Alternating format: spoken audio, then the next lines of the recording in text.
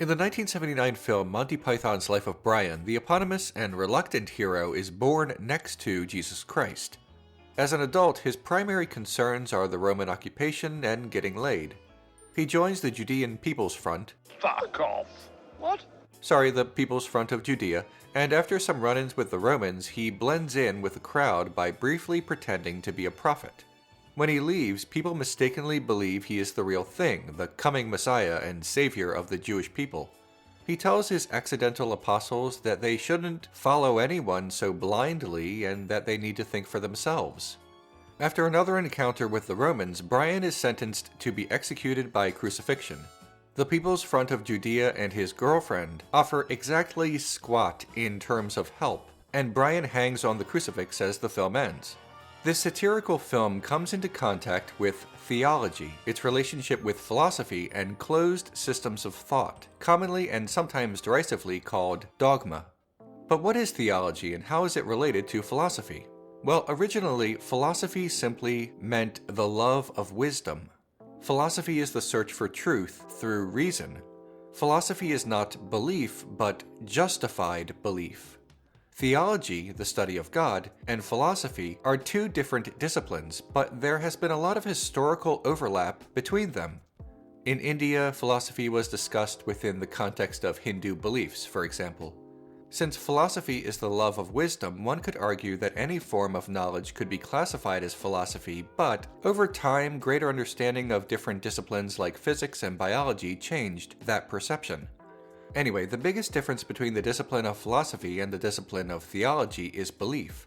Theology starts from a position of absolute certainty.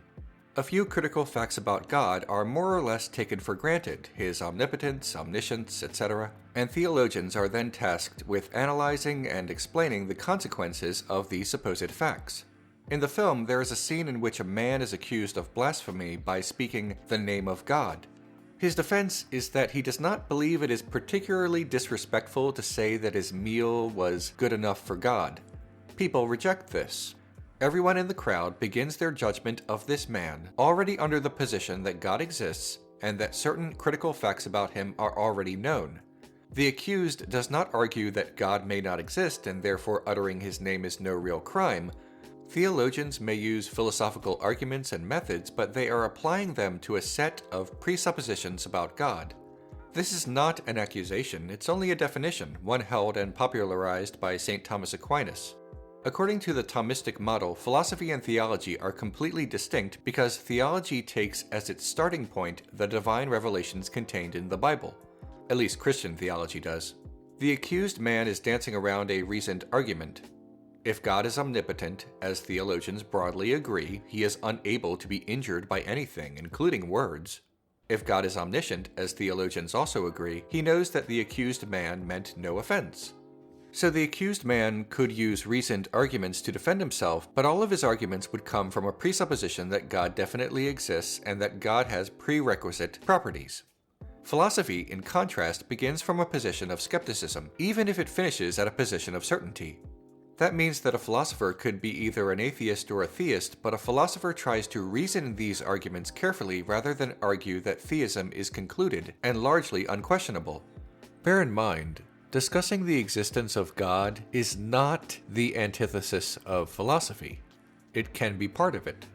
I am not the straw man professor from God's Not Dead, after all.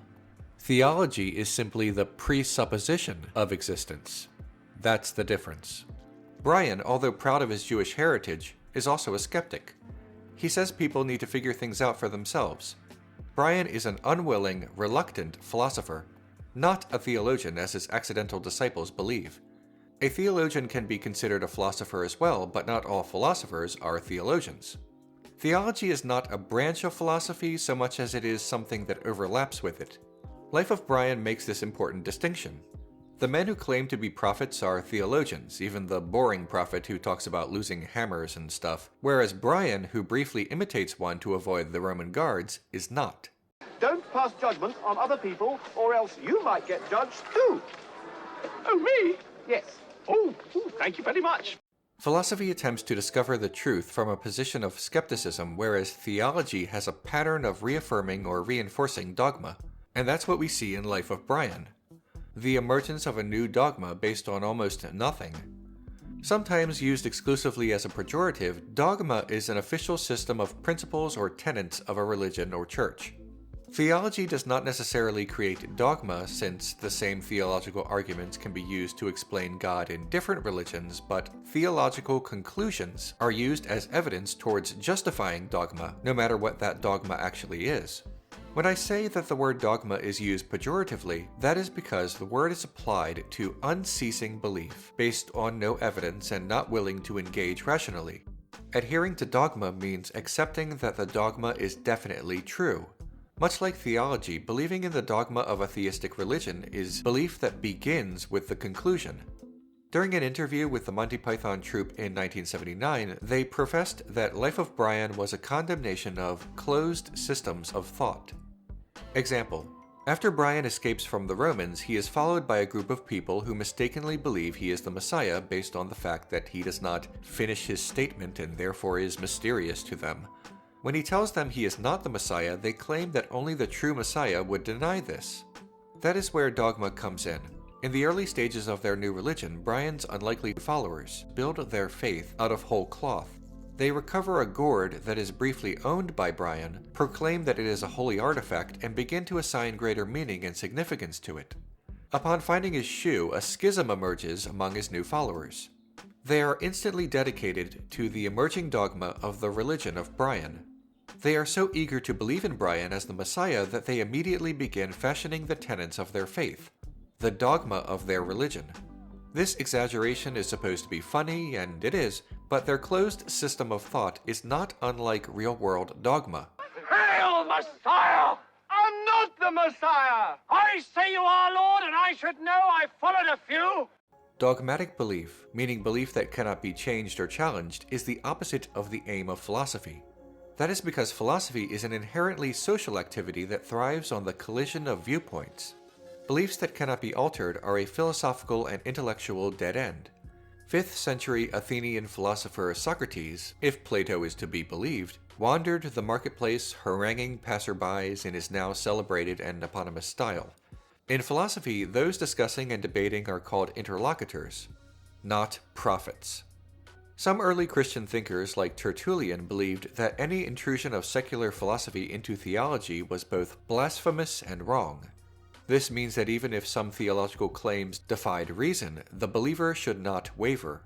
Other early Christian thinkers like St. Augustine of Hippo, who could be called both a theologian and philosopher, argued that secular philosophy complemented theology, but only when such philosophy was grounded in a commitment to the Christian faith. Remember, theology begins with the conclusion. In the film, Brian speaks out against belief for the sake of belief. He tells his throngs of followers that they need to think for themselves and not follow such an unwavering dogma, though he does not use that word. They accept this, kind of, but they take this anti-dogmatic statement as dogmatic itself and parrot it rather than live it. Everything in Brian's life is dictated by dogmatic thought, and not only religious dogma either. Dogmatic thought is not only an aspect of organized religion. It can sometimes exceed those borders. When he and his mother attend a stoning, and Brian asks why she must wear a disguise, the mother says because it is written. When he joins the People's Front of Judea, he finds that they are more concerned with the rules of their organization rather than action that might advance their goals. The various revolutionary groups split with one another over minor disagreements in the dogmas of their respective groups, even though they are so similar that two groups come up with the same kidnapping plot on the same night. Belief requires debate. It must be tested. Otherwise, there is no real cause for it to be believed. Hi everyone, if you like what I do, please click on the orange Patreon link below. That's how this show happens.